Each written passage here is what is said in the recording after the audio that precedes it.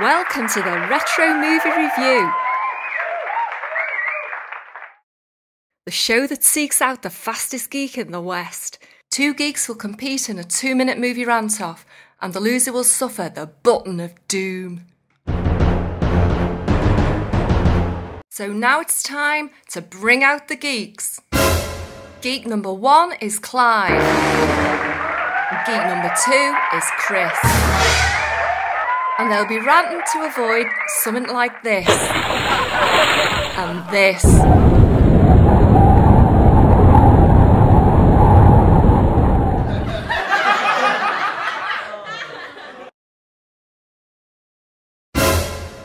This week our geeks will be shooting it out over McCabe and Mrs. Miller.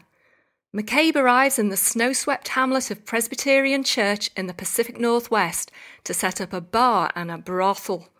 When professional Maz and Mrs. Miller arrives, they join forces and are so successful that a local mining company wants to buy them out. McCabe's refusal leads to a struggle for control of the town and puts his life in danger when the firm dispatches 3 gunslingers to deal with the bothersome businessman. Released in 1971, this subverted western was directed by Robert Altman and stars the then world's biggest movie star, Warren Beatty, and his girlfriend Julie Christie. Chris will be ranting in favour of McCabe and Mrs. Miller, so he's up first. Are you ready, geeks? Yes. Yes. Your 2-minute rant starts now.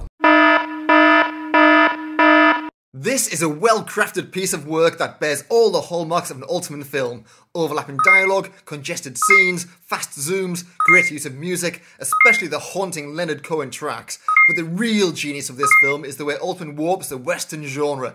It's set in snow, not desert, is slow, not fast, has claustrophobic interiors, not swimming exteriors. The most warped thing about it is the sound. It's so awful, it's impossible to hear any dialogue for the first 20 minutes.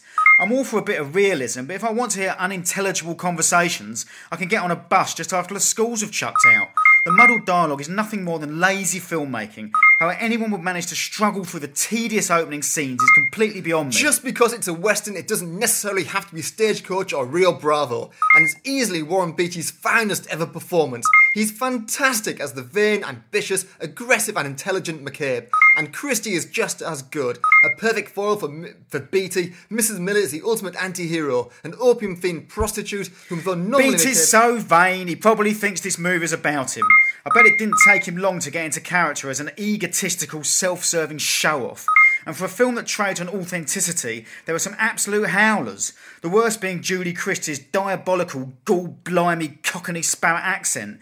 She looks like she stepped straight off the set of My Fair Lady. Beatty's ego adds to the film's greatness. The conflict between him and the equally uncompromising Altman breathed new life into a tired genre.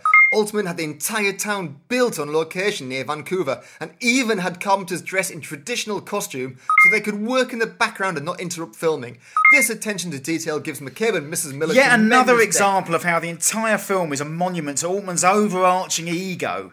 They spent a year filming in the most extreme weather conditions, only to ruin the final scenes with the worst fake snow in cinema history. No wonder Beatty and Altman were at each other's throats. They could both sense what a turkey they were making, they were desperate to do something about it.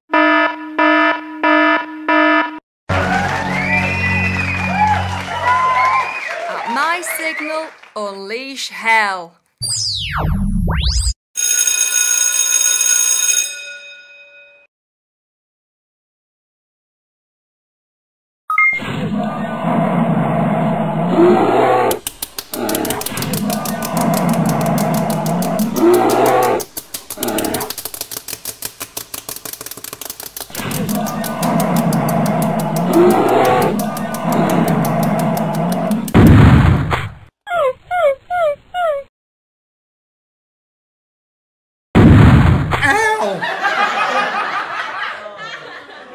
This has been the Retro Movie Review. Thanks for watching. Ta-ra!